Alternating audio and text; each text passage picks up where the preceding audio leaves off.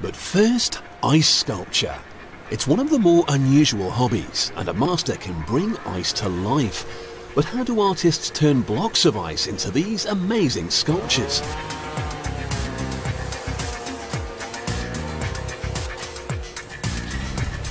This transformation from ice cube to art starts out with water and plenty of it. Dedicated companies that specialize in freezing water produce over 440 tons of crystal clear blocks for the artists to work with. Getting the water to freeze but remain clear is essential. The freezers must continually agitate the water to stop any imperfections forming. But it's not an easy job. This much ice takes nearly 6 weeks to prepare. Each frozen block is incredibly heavy, so the delivery men take great care when lining them up. Sort of.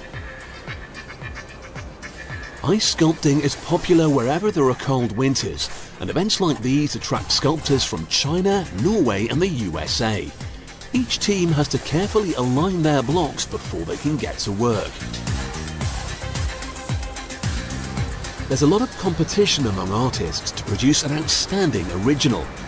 Some sculptures are very ambitious and need heavy lifting equipment to prepare the raw ice. Once everything's in place, the detailed work can begin.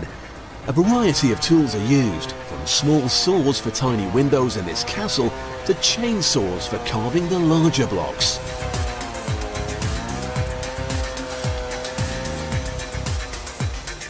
Shaped spatulas and scrapers help define the detail and remove large lumps of unwanted ice. The artists try to make their sculpture as realistic as possible. One of them uses a chainsaw to shape the cliffs the castle would sit on. Ice sculpture is all in the detail. Adding the finishing touches is delicate work that needs to be handled with care. Here the sculptor is putting the roof onto the top tower. He's over 6 meters above the ground. Just one slip and this ice castle could come crashing down.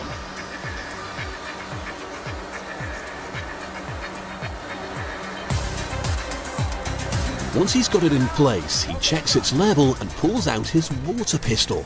Cement won't work here, but the 2 frozen blocks will freeze the water, which creates a cement-like bond.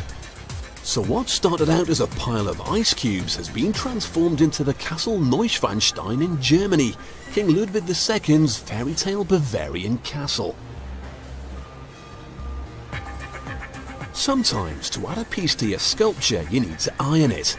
Yes, you heard right. The iron is used to heat a metal plate which melts a flat surface onto the sculpture.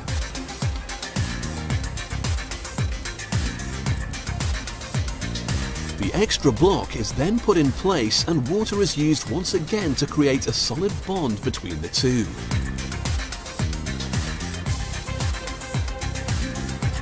Scrapers and an array of odd-shaped forks are also used to create different textures in the final model. But the real trick to making ice sculpture as beautiful as it is the heat gun. Using this hairdryer-like device, the rough surface of carved ice melts, and when it refreezes, it recovers the crystal clear brilliance it started with. Of course, if you don't have a hairdryer, you can always use your iron again to achieve the same effect. When the work is done, 4 big rectangular blocks of ice can be transformed into a grand piano.